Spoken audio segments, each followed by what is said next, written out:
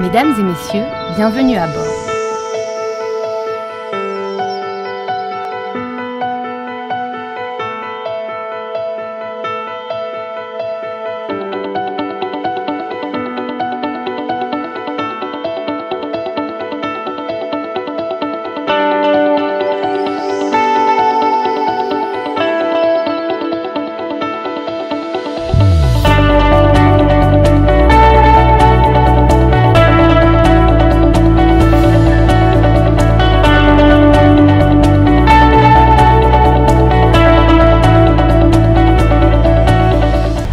Bonsoir à vous, chers téléspectateurs de l'émission Bienvenue à bord. Bienvenue à bord, c'est la seule et l'unique émission qui vous donne les informations sur les transports dans le monde et en République démocratique du Congo. Aujourd'hui, mesdames et messieurs, nous allons parler de l'installation de l'autorité portuaire dans un port maritime. Alors, qui est l'autorité portuaire? Quel rôle peut-il jouer dans un port? Quand est-ce que l'autorité portuaire est installée dans un port? Toutes ces questions et tant d'autres seront répondues dans cette émission. Qui est l'invité spécial d'aujourd'hui? Je vous demande de les découvrir à travers ces portraits. Passionné de la navigation maritime, Constantin Badinga a toujours été préoccupé de la formation des personnels navigants maritimes en général et gabonais en particulier. Diplomate de son État parmi les 6 États qui comptent la Commission internationale du bassin du Congo, SICOS en sigle, Constantin est le directeur général du Centre régional de formation en navigation intérieure, communément appelé École de navigation en République démocratique du Congo depuis 6 ans. Certifié agent de sûreté de l'installation portuaire au bureau de l'expertise maritime à Libreville au Gabon, en 2012, et il est diplômé de Barcelone en sciences nautiques à l'école de formation des officiers de la marine marchande à Rio au Brésil. Une véritable pliée, expert et étoile de son pays dans les domaines de navigation maritime, Constantin est certifié de plusieurs certificats, toujours dans le domaine de la navigation maritime pour la sécurité et la sûreté des navires. La charité bien ordonnée commence par soi-même.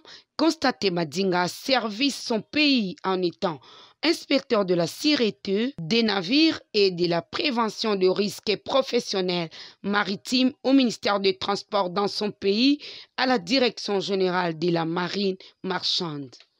Commandant à Smith International Gabon, où il a géré l'administration et les personnels navigants et techniques pour la maintenance des plateformes pétrolières logées à bord du navire, où il a encore aussi participé au ravitaillement du navire en matériel et en provisionnement. Surpris de son savoir-faire, le gouvernement gabonais l'a invité à l'école des affaires maritimes au département de l'unité de formation à la sécurité des navires. Là encore, inspecteur de la sécurité des navires, où la mission était de participer à la commission de suivi des constructions des navires, Badinga constaté a assuré à organiser les exercices de personnel de bord dans les situations d'urgence. Comme tout responsable, Constantin est marié, père de 5 enfants et il est né le 22 octobre 1974. Il maîtrise les logiciels de base Word, Excel et PowerPoint. Son centre d'intérêt est les loisirs, la lecture, vidéo sur le développement personnel et formation sur l'administration des entreprises. Il parle l'anglais, français, espagnol, portugais, loubou et pourou. En sport, il est fan club de jogging et football. Il reste expert international en navigation maritime.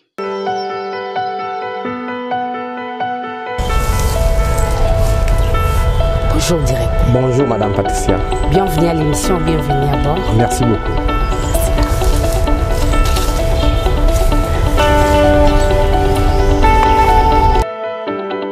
Directeur, bonsoir encore et bienvenue à l'émission.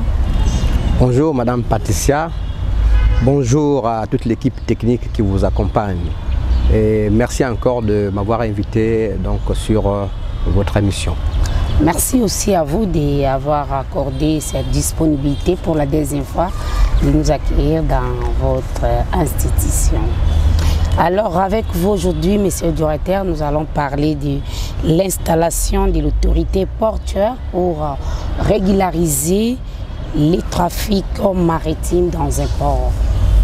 Alors je vais tout droit au but. Pour la première question, pouvez-vous d'abord nous parler de l'autorité portuaire? Qui peut-on appeler l'autorité portuaire? Merci beaucoup. Effectivement, comme vous avez dit, on va rentrer au but. L'autorité portuaire, c'est d'abord l'administration de droit public en charge donc de la gestion, de la sécurité, de l'administration des ports. Donc c'est une autorité, c'est une entité de droit public, donc qui est une personne morale. Effectivement, l'autorité portuaire, c'est celui-là normalement qui s'occupe de la gestion des ports, qui exerce la police de la navigation portuaire. Quand je dis bien la police de la navigation, c'est la police donc, de la circulation des bateaux au niveau de l'entrée et des sorties des ports. Qui s'occupe de la police donc de la distribution des places à quai, effectivement, parce que normalement le port c'est une plateforme qui reçoit des marchandises et des passagers, qui reçoit des bateaux, donc il faut vraiment distribuer les places à quai. Il faut organiser les places, il faut organiser normalement les terres pleins. Donc organiser l'occupation des terres pleins. Terre plein, c'est quoi? Les terres pleins, en fait, normalement, c'est l'étendue des ports. Ok. C'est l'étendue des ports. Parce que quand les marchandises arrivent, il faut normalement les distribuer, il faut occuper des places. Donc l'autorité portuaire exerce la police. Je dis bien police de l'occupation des terres pleins, police de la distribution des places à quai. Et l'autorité portuaire aussi, c'est celui-là normalement qui exerce la police sur le littoral. Et quand je dis sur le littoral, en ce qui concerne normalement les ports. Donc la police de la conservation du domaine public portuaire. Okay. Vous voyez bien? Donc quand je dis domaine public portuaire, parce que normalement c'est l'autorité portuaire en fait, normalement, qui doit distribuer, qui doit autoriser normalement les emplacements pour pouvoir exercer effectivement les activités du port. Voilà un peu en bref, en résumé, ce que je peux dire de l'autorité portuaire. L'autorité portuaire exerce la police des terres, de l'étendue des ports, comme vous avez bien expliqué. Quels sont les types d'abord des ports que l'autorité portuaire peut gérer? Est-ce qu'on peut avoir l'idée sur les types des ports? On connaît les types des aéroports, mais les types des ports. Les types de ports, en port, en réalité, il existe plusieurs types de ports. Ouais. Donc, il y a le port de commerce. En fait, il y a 4 types de ports normalement. Il y a le port de commerce, donc le port de plaisance, il y a le port de pêche et puis le port militaire. Okay. En principe, ce sont les 4 types de ports. Mais par rapport normalement à cette définition, à cette organisation des ports, effectivement, on peut dire que on peut les classifier en plus. On peut faire des sous-classes hein, par rapport normalement à l'activité, par rapport au lieu. Hein. Par exemple, par rapport au lieu, par rapport à la localisation, on peut parler normalement de port fluvial, de port maritime, de port lagunaire. Par rapport à l'activité précise, spécifique, hein, effectivement, comme j'ai cité, on va parler du port de commerce, l'activité de commerce, des ports de pêche par rapport à l'activité de pêche. Et on peut encore entrer dans cette classification, parler encore des ports par rapport peut-être à la génération, parce qu'aujourd'hui on trouve plusieurs générations de ports. Bon, ça c'est en Afrique, c'est pas encore, nous ne sommes pas encore arrivés là-bas, mais nous allons arriver parce que les ports de première. Vous êtes partant. Évidemment, nous travaillons pour ça. Les ports donc première génération, deuxième génération, troisième génération. Est-ce qu'on peut avoir l'idée déjà sur les ports de première génération, deuxième génération? Oui, les ports de première génération, c'est un peu les ports que connaît aujourd'hui en réalité, qui reçoit des marchandises et qui gère en fait normalement tout sur place, qui n'est pas connecté, parce que les générations c'est par rapport à la technologie qu'on va y mettre. Hein. Donc nous au niveau de la plupart de nos ports, je dis la plupart de nos ports africains, nous sommes encore un peu dans les ports de première génération. On ne répond pas d'abord aux normes internationales des ports? Non, nous répondons aux normes internationales des ports dans la partie première génération. Okay. Mais parce que si on rentre dans les détails, c'est encore plus complexe. Mais c'est par rapport à la technologie, par rapport aux services qui sont rendus, okay, par rapport à l'interconnectivité des modes de transport. Et puis on va élever un peu les générations. Voilà un peu comme on peut dire par rapport au port. Et puis pour peut-être terminer sur votre question, je peux dire que le port, à part ce que j'ai cité, on peut classifier les ports par rapport au type de marchandises que le port gère. On peut parler des ports, par exemple, à bois, donc, qui gèrent le bois. On peut parler de ports à conteneurs. On peut parler des ports minéraliers. Donc, la classification se fait selon, comme j'ai bien défini. Voilà un peu ce que je peux dire par rapport au port. Alors, quand est-ce que ce système de l'autorité portuaire a commencé? Ça dépend de l'année où le pays a eu son indépendance, ou bien c'est par rapport à la disponibilité du pays? Non, par rapport à l'ère politique, ou bien... Non, le port, comme j'ai dit, l'autorité portuaire, c'est celui-là normalement qui gère la police, qui exerce la police sur le plan d'eau à l'entrée et à la sortie, sur les terre-pleins, pour pouvoir organiser normalement l'arrivée et le départ des bateaux, pour pouvoir organiser les bateaux à quai, pour organiser la manutention des marchandises, pour recevoir les marchandises à l'entrée et à la sortie, donc à l'import et à l'export, qui distribue donc. Donc les ports existent dès lors que nous avons un cours d'eau. Okay. Les ports existent parce que effectivement dans la définition des ports, il y a des ports naturels. Okay. Il y a des ports naturels. Là où il y a des pirogues, les villageois voilà. En train de traverser. Donc il y a des ports naturels, on peut pas dire ports en termes de la technologie qu'on connaît aujourd'hui, mais ce sont des ports qui reçoivent des marchandises, mais de façon un peu naturelle. Il n'y a pas peut-être normalement, artificiellement, on n'a pas construit des infrastructures. Donc les ports existent toujours. Donc dès lors qu'on a une façade maritime, on a un littoral, on reçoit toujours des bateaux. Dès lors qu'on reçoit des bateaux, les ports existent maintenant. Maintenant, aujourd'hui, on va moderniser.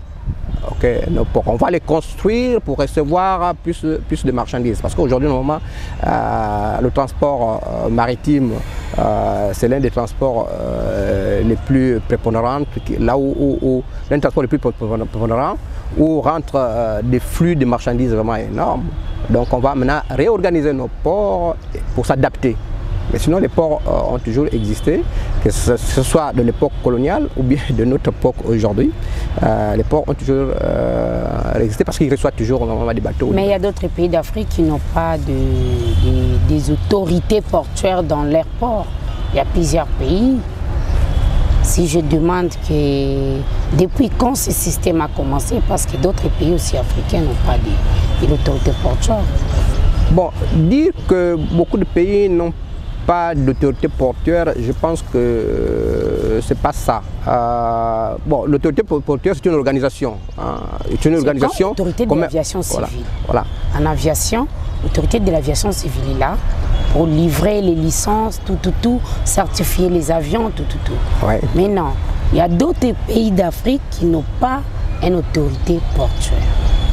Alors c'est pourquoi ma question était, quand ce système a commencé, et pourquoi d'autres pays d'Afrique n'ont pas ça?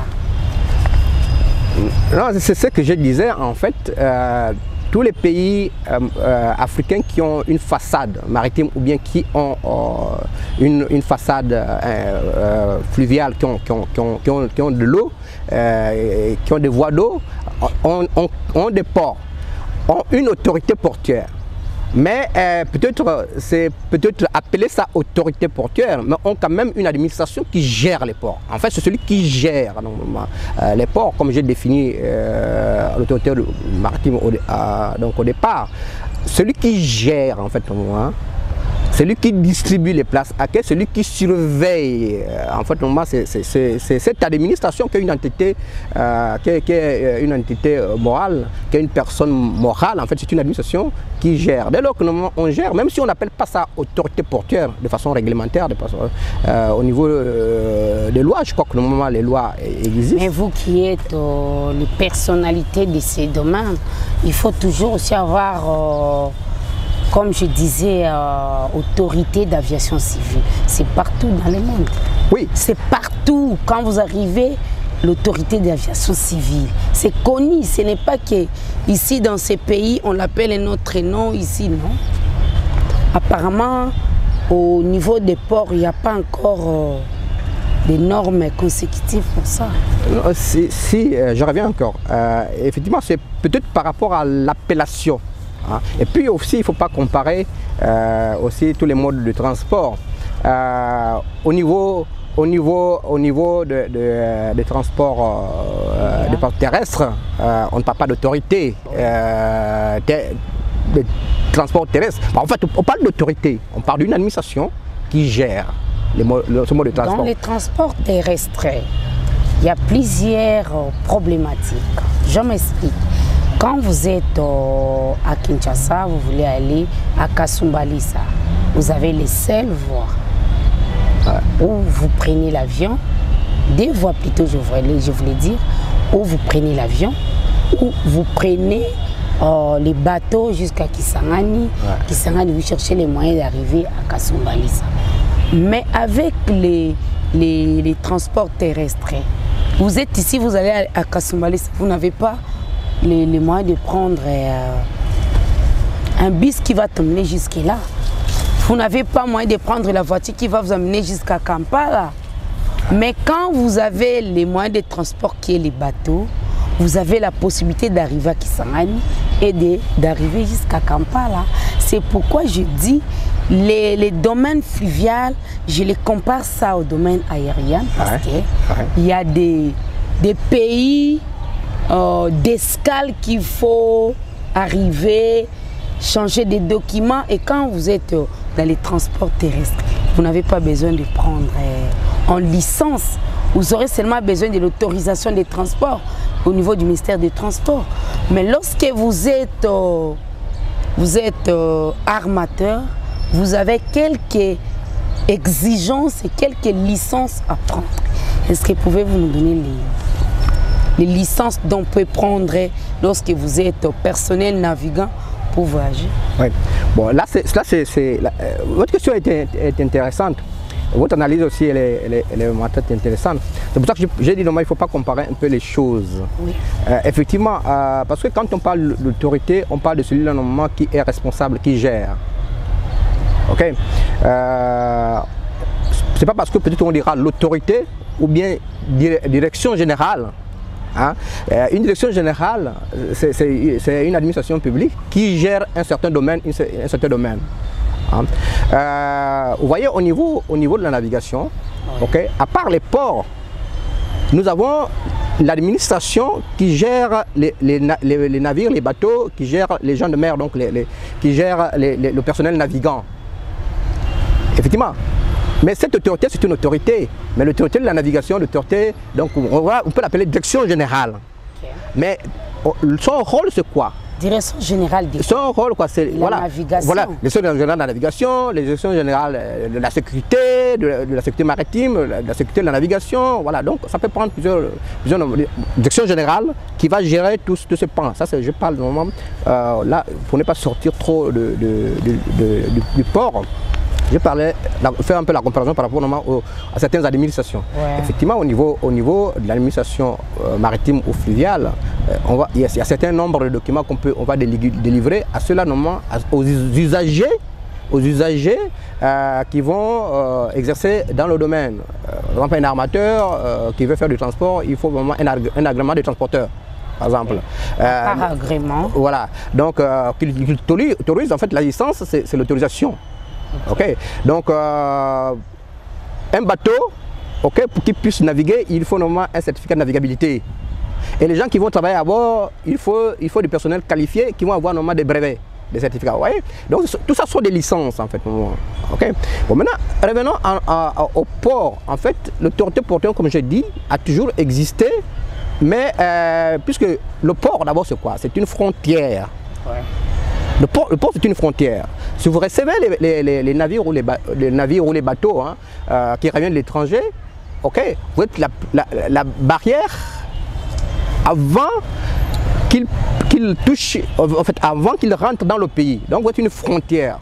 Okay. Et dès lors que vous avez une frontière, que ce soit fluviale, que ce soit maritime, donc littoral maritime, vous devrez normalement avoir une administration qui va faire la police.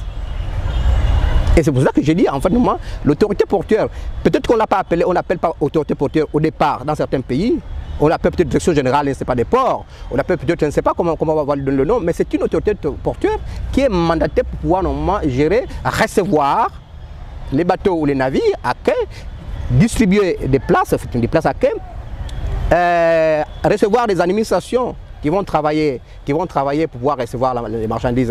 Voilà. Donc en fait l'autorité portuaire a toujours un peu, je veux dire, dès qu'on a une façade, on a une autorité portuaire. Maintenant, à partir de là, il faut l'organiser. On va maintenant parler peut-être de l'organisation normalement de l'autorité portuaire qui va être, cette organisation va être différente de chaque pays. Et il faut mettre des statuts, il faut mettre des textes, des lois, tout cela pour pouvoir normalement organiser maintenant l'activité. Donc, peut-être c'est à ce niveau-là, mais il ne faudrait pas qu'on puisse peut-être faire une comparaison qui n'est pas comparable. Certaines choses peut-être ne sont pas comparables. En fait, on avait comparé par rapport aux licences. Voilà, aux licences. C'est pourquoi je disais, parce que les transports terrestres, comme vous avez cité, je me suis dit, il y a seulement 7 documents qu'on demande. Permis de conduire et carte rose de votre voiture. Mais lorsque vous êtes armateur, vous avez plusieurs certificats plutôt à remplir et à en avoir pour que vous puissiez naviguer dans un bateau avec votre équipage. Exactement. Parce qu'à chaque frontière, on va demander ces autorisations-là. Vous avez l'autorisation, vous êtes pilote, vous êtes capitaine, où est votre autorisation de... C'est pourquoi je disais que dans un port, il faut l'autorité portuaire qui gère tous ces mondes-là. Voilà. Mais les transports en commun ici, pour les gérer, il y a des chauffeurs qui sortent la nuit. Pendant la journée comme ça, il dort. Il sort à 20h parce qu'il sait que les bureaux de l'État sont déjà fermés. Bon. Ça c'est un autre sujet. Donc en fait, normalement, effectivement, c'est ça exactement. En fait, l'autorité portuaire a toujours... Ce qu'il faut savoir, parce que nous parlons de l'autorité portuaire, en fait, c'est celui normalement qui gère en fait, la distribution, qui gère les ports, qui va gérer l'espace portuaire, que ce soit au niveau des entrées, la façade maritime ou bien sur le plan d'eau, qui va faire la police. Et puis je reviens toujours normalement ici à faire la police. En fait, c'est pour dire que normalement l'autorité portuaire, c'est une entité publique qui doit normalement surveiller en fait, le plan d'eau, qui doit surveiller, qui doit savoir qui rentre, qu'est-ce qu'on décharge, qui doit savoir tout cela et qui va travailler avec d'autres administrations. Avec les ports que vous avez cités, j'ai bien suivi. Mais il y a aussi des ports qui ne sont pas aussi vraiment plus contrôlés parce qu'il y a des ports aussi clandestins. Il y a des ports privés. Alors, quand les ports sont privés ou bien clandestins, comment l'autorité portuaire peut gérer ça? Oui, à ce niveau-là, effectivement, vous savez, il y a les voleurs, même s'il y a les policiers, il y a toujours les voleurs existent du jour. Donc, il y a toujours quelqu'un qui veut faire autrement par rapport au moment qui veut enfreindre la loi. Ça existe toujours dans tous les domaines. Mais seulement ce qu'il faut savoir qu'aujourd'hui, les autorités portuaires, effectivement, ils sont confrontés à ce genre de problème. Je crois qu'ils y travaillent. Parce que c'est l'autorité portuaire qui doit réguler tout cela. Il faut réguler. Parce que c'est exactement si nous avons une façade maritime ou bien fluviale qui donne accès à d'autres pays. Vous voyez, nous sommes une frontière qu'on doit normalement vraiment réguler, gérer, surveiller pour savoir qui rentre, qui sort, qu'est-ce qu'on fait rentrer. Tout cela, c'est fait. Nos administrations aujourd'hui, ils travaillent pour pouvoir normalement essayer un peu de réguler cela. Mais que cela ne tienne, il y aura toujours au moment ceux-là qui n'aiment pas respecter la loi, qui vont toujours faire autrement, qui se feront toujours prendre, bien sûr, puisque nous avons quand même un suivi, une police qui existe, les lois existent, qui seront peut-être face à la loi, pourquoi pas. Directeur, vous êtes expert en navigation. Quelles sont les difficultés que l'autorité portuaire peut connaître? Il y a plusieurs difficultés. Vous avez aussi des handicaps. Quels sont ces genres d'handicaps? Exactement. Bon, une des difficultés, c'est ce que vous avez souligné. Il y a des gens qui n'aiment pas respecter la loi, qui font comme ils veulent. C'est déjà une des difficultés. Et puis, bon, je peux dire que la difficulté majeure, c'est au niveau normalement des moyens. Au niveau des moyens, vous savez que normalement aujourd'hui nos pays africains sont vachement endettés, des problèmes de moyens financiers. Donc il faut suivre le développement, il faut suivre la technologie. Vous voyez, je vous ai parlé de ports de première, deuxième, troisième, quatrième, jusqu'à quatrième génération. Ports de quatrième génération, comment? Mais là, ce sont des ports interconnectés avec des logiciels. C'est vraiment compliqué de vous expliquer ici.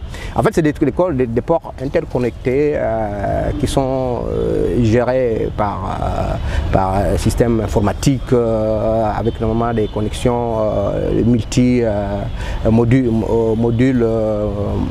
multimode de transport où vous trouvez effectivement le transport, par exemple le transport fluvial, transport terrestre, train, transport ferroviaire, donc qui viennent dans un hub où tous les échanges se font. Donc c'est un peu plus développé. Donc, mais nous allons un jour y arriver. Donc vous voyez, c'est un peu ce qui ça complique effectivement les moyens, comme je dis, les moyens financiers. C'est un handicap pour moi, pour nos pays africains. Mais nous faisons avec le peu que nous avons et je crois qu'aujourd'hui, la plupart des autorités portuaires y travaillent pour pouvoir normalement un peu développer nos ports. Parce que le port, c'est des infrastructures, parce que le port, c'est une plateforme des échanges. Une plateforme des échanges où travaillent plusieurs administrations. C'est un poumon économique, un port. Vous voyez, donc vraiment, c'est très important. Donc nos administrations qui gèrent les ports aujourd'hui, je crois qu'ils y travaillent. En navigation fluviale, vous avez repéré un port clandestin.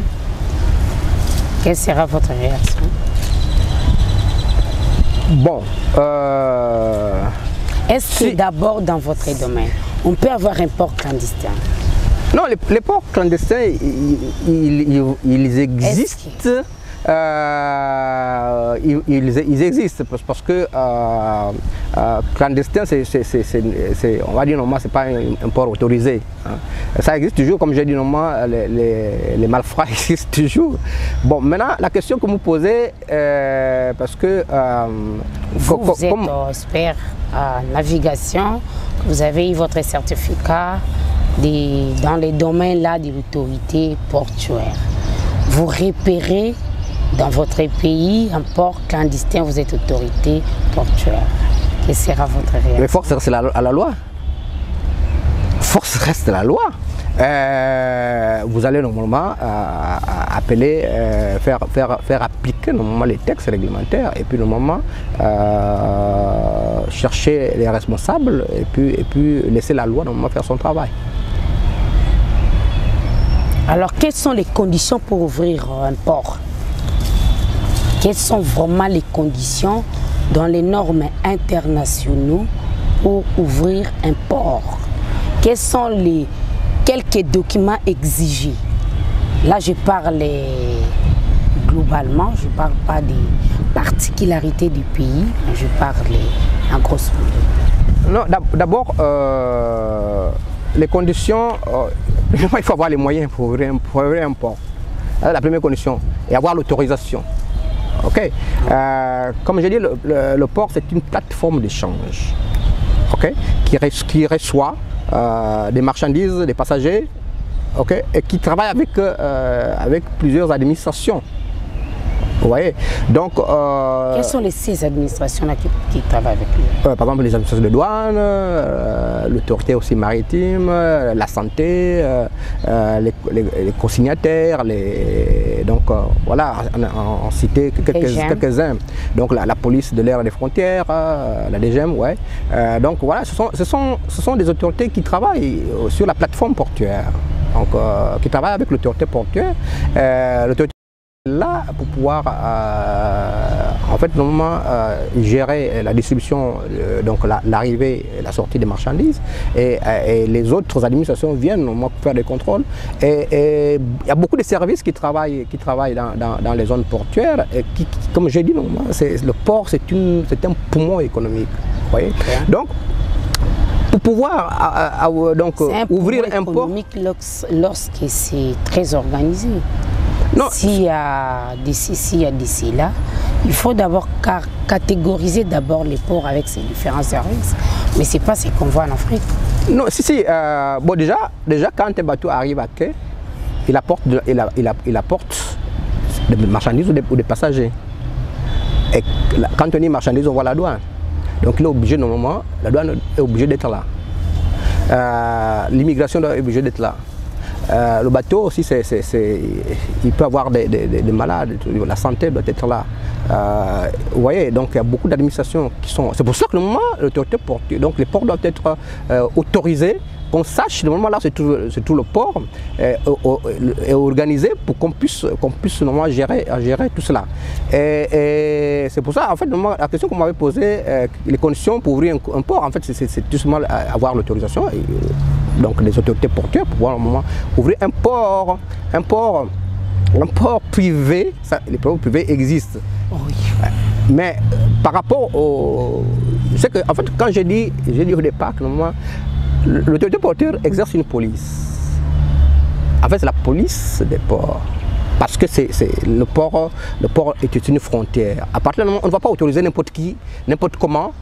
Okay. Donc au niveau de chaque pays maintenant, parce que votre question par rapport aux conditions d'ouvrir un port, par rapport à chaque pays va avoir maintenant sa législation pour autoriser une entité privée à ouvrir un port. Okay. Ou bien il va concéder peut-être la gestion de certains ports. Voilà, on parle de concession. Mais sinon, au niveau de la police, de la surveillance, l'autorité portuaire reste toujours l'autorité portuaire. Hein? Vous arrivez dans un port, vous achetez, vous avez des autorisations, vous avez tout. Alors, qu'est-ce que vous aurez comme retour à l'autorité portuaire? Bon, il y a des redevances, il y a des taxes ou bien comment? Non, exactement, parce que en fait, l'autorité portuaire est là pour mettre les bateaux à quai, pour pouvoir gérer donc le domaine public portuaire, ouais, effectivement, mais gérer, il peut faire des concessions, comme on a des privés, il peut faire des concessions au privé, mais les concessions, c'est des contrats. Et donc, quand on dit contrat, l'autorité portuaire a un contrôle, donc il y a des taxes qui sont prélevées. Lorsque ce n'est pas l'autorité portuaire qui gère totalement normalement le port. Bon, effectivement, lorsque c'est l'autorité portuaire qui gère le port, il faut savoir qu'effectivement, une place à quai, elle n'est pas gratuite, elle est payante. Ouais. Donc une place sur le terre-plein portuaire, ou bien dans les magasins que le port a mis en place, ou bien normalement la manutention, l'utilisation des infrastructures portuaires, tout cela normalement ne sont pas gratuits, donc c'est payant. Ça, c'est des taxes qui rentrent dans les caisses de l'État. Qu'entendez-vous par manutention portuaire? Manutention portuaire, oui. Parce que les téléspectateurs doivent comprendre. Ok, c'est un sujet très important, effectivement, pour édifier vos téléspectateurs. En réalité, comme on a dit, le port reçoit les bateaux. Les bateaux ont des marchandises. Ils viennent à quai, ils les mettent à quai. Les bateaux doivent décharger ou bien charger. Donc les ports, ils sont là pour l'import ou l'export. Effectivement, un bateau, pour charger un bateau, il faut de la main d'œuvre. Okay. Et donc c'est toute cette main d'œuvre qui va faire la manutention. C'est tout simplement l'acte de pouvoir normalement décharger, voilà, manutention portuaire. Donc, mais effectivement, dans un port, vous trouvez des infrastructures. Effectivement, quand vous déchargez un bateau, il faut mettre cette marchandise quelque part. Dans un magasin, le magasin il est au port, donc il faut louer le magasin, ou bien vous le laissez sur le terre-plein, mais il prend de la place, mais après il faut l'enlever. Donc tout cela, on utilise les manutentionnaires qui font ce boulot-là. Donc c'est pour ça que je dis normalement, en fait, dans un port, il y a plusieurs services qui interviennent pour travailler au port. C'est pour ça que c'est une économie qui est là. Voilà un peu par rapport à cela. Et qui fait les contrôles des engins? Bon, maintenant les engins, ça dépend. Parce que les engins peuvent être des engins propres au port. Ok. Donc, ou bien des engins que le port loue à un service extra, un tierce qui vient normalement travailler pour charger les bateaux. Donc ça dépend. Si c'est le port lui-même qui est le propriétaire des engins, normalement le port a un service de manutention. Bon, et puis, ou bien il crée un service avec un service technique qui sait faire cela. Ou bien, maintenant, si c'est des engins loués, en fait, c'est le service qui loue des engins de manutention au port pour pouvoir normalement y travailler. Ok, monsieur le directeur, on est presque à la fin. Alors, quel conseil pouvez-vous donner à tous ces armateurs, tous ces pays qui n'ont pas encore instauré le système de l'autorité portuaire et au personnel navigant, étant experts dans les domaines de l'autorité portuaire? Bon, effectivement, quel conseil? En fait, d'abord, le port, d'abord, c'est, comme j'ai dit, c'est un poumon, vraiment un poumon économique. Okay. C'est un poumon de l'économie d'un État. Parce qu'aujourd'hui... Là aussi, si vous avez des engins. Non, c'est avoir des engins ou pas. Toute l'activité se passe au port. Effectivement, il y a des redevances qui sont versées à l'autorité portuaire. Donc c'est un poumon économique. Donc c'est très important. Comme je dis, normalement, là je parle de l'économie d'un État. Le port, c'est une frontière. Et surtout le moment lorsque vous gérez un fleuve avec plusieurs pays sur de l'autre côté des rives, ou bien vous gérez normalement le littoral maritime. Donc vous voyez, il y a des entrées, des bateaux qui viennent, des navires qui viennent au port. Donc soit c'est des navires étrangers, ou bien des bateaux étrangers. Donc vous êtes une barrière, donc vous êtes là pour pouvoir réguler cela. Donc c'est pour ça que normalement vous devez faire vraiment surveiller le plan d'eau portuaire, surveiller, donc recevoir, savoir normalement qu'est-ce qui rentre. Donc c'est très important pour un pays. Donc vous voyez, en fait l'autorité portuaire, comme on a dit, c'est une personne. Ce qu'il faut écrire, l'autorité portuaire, c'est une personne morale. Même s'il a un administrateur qui va gérer, mais le portuaire, c'est une personne morale. Ok. Donc c'est un maillon très important de l'économie d'un pays, l'autorité portuaire. Parce qu'aujourd'hui, plus de 90% du flux de marchandises rentre par voie d'eau. Donc, le plus gros des échanges mondiaux se passe par voie d'eau. Donc, ce que dit normalement que c'est une administration très importante. Donc, que les États sont obligés de pouvoir suivre, mettre les moyens. Ok, donc le Conseil, en fait, les États le savent aujourd'hui. Les États, ils y travaillent pour pouvoir normalement mettre en place cela. Donc, mais les moyens faisant défaut, bon, on est buté un peu, mais en fait, normalement, c'est un peu ça, parce que c'est très important. Donc, les autorités qui peut-être normalement traînent un peu peut-être le pas, ils doivent vraiment aller vers, et surtout aujourd'hui avec la technologie, nous sommes un peu dépassés, mais les infrastructures coûtent cher. Les infrastructures portuaires coûtent cher. Ok, vraiment, mais il faut y investir. Avec aujourd'hui, les États le font avec les programmes de travail avec des privés, parce qu'aujourd'hui on parle plus de la concession. Okay. Hein, les États, donc les autorités portuaires sont en train de concéder, mais la concession, ça ne peut pas dire normalement quand c'est des engages. Hein, l'État reste toujours le propriétaire et reste le garant et reste seulement le surveillant, le policier. Ok. Hein, ok, voilà ce que je peux dire par rapport à cela, Madame Patricia. Voilà votre mot de la fin. Donc, mon mot de la fin, d'abord, c'est de vous remercier, parce que c'est la deuxième fois que vous me donnez la parole et la possibilité de pouvoir normalement édifier vos téléspectateurs dans ce domaine très vaste qui est les transports. C'est un domaine très vaste et dans le domaine spécifique qui est celui de la navigation par voie d'eau. Parce que c'est un domaine où il y a beaucoup de problèmes. Il y a beaucoup de problèmes au niveau des ports et au niveau normalement du plan d'eau. Ici on parle de la sécurité de la navigation et la sécurité de la navigation c'est au niveau du plan d'eau, au niveau des bateaux, au niveau de la formation de nos hommes, de personnel. Et cette école là en fait a été créée par les États pour former le personnel qualifié, pour donner cette qualification, pour pouvoir vraiment répondre aux besoins de sécurité. Okay. Donc, si vous me permettez, j'invite vraiment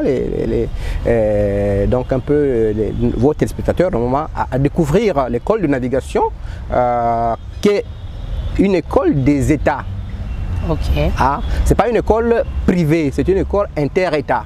Donc, qui a été mise en place par les États pour pouvoir former, que ce soit dans le domaine portuaire, gestion portuaire, nous faisons des formations continues dans le domaine de gestion portuaire, dans le domaine des transports, que ce soit les mêmes transports connexes, et nous formons des personnels navigants. Donc l'école est là pour cela, pour pouvoir normalement développer nos États, et nous sommes là, voilà. Et quelles sont vos filières ici, vos filières? Et effectivement, pour le moment, nous avons deux filières. Pour le moment, mécanique et pont. Pont, ce sont les capitaines qu'on forme, que ce soit au niveau des matelots.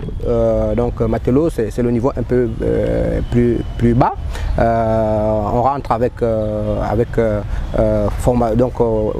formation secondaire 4e collège, pour faire être matelot. Maintenant, les formations supérieures qui sont les formations de capitaine et mécanicien, chef mécanicien, ça c'est les deux supérieurs. On rentre avec le niveau diplôme d'état, bien de baccalauréat. C'est pour le moment les trois formations que nous faisons, mais nous devrons aussi élargir, parce que cette école c'est une école des métiers, les métiers de la navigation. Donc les porteurs, les gestionnaires portuaires, les administrateurs portuaires, nous devons aussi organiser ces formations à la longue. Et voilà un peu ce que nous faisons. Donc nous faisons aussi des formations continues, effectivement, on forme en continu les gestionnaires portuaires, les administrateurs portuaires et toutes les fonctions connexes normalement au transport par voie d'eau. Voilà. Vous procédez aux inscriptions quand? Voilà. Les inscriptions ont commencé depuis août.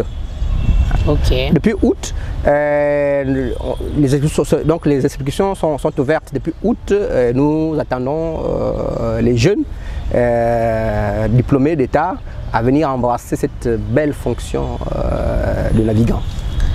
Ok. Maintenant, la rentrée académique, c'est pour? Nous envisageons rentrer le 20 décembre.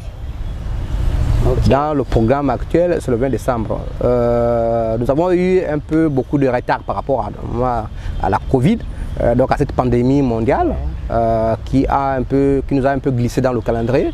Et nous sommes en train de petit à petit à revenir à la normale. Donc le 20 décembre, nous comptons rentrer. Voilà, donc c'est pour ça que on invite les jeunes. Oui, les téléspectateurs qui vous suivent de venir s'inscrire à l'école de navigation. C'est vraiment l'école de l'avenir, comme je peux dire. Voilà, directeur, merci de votre disponibilité pour cette interview qui nous a vraiment édifiés. J'espère que les portes seront toujours ouvertes pour nous, toujours dans le but d'informer la population. Exactement, c'est moi en fait qui vous remercie parce que vous, les gens des médias, ce que les médias, normalement, on dit c'est le troisième pouvoir. Donc vraiment, c'est avec vous que les populations peuvent vraiment savoir apprendre. Parce qu'aujourd'hui, surtout dans l'ère dans laquelle nous vivons, c'est l'ère de l'information. En fait, moi, je peux dire aujourd'hui, les médias, c'est le premier pouvoir. Ça c'est mon avis à moi. Ouais, parce qu'aujourd'hui, avec l'ère de la communication, celui qui ne suit pas, il sera dépassé. Donc, celui qui s'informe, il sera toujours devant. Donc, on a besoin de vous. L'école est ouverte. Dans tous les sujets liés à la navigation, je serai toujours là pour pouvoir vous recevoir à bras ouverts et je serai très heureux de toujours vous recevoir.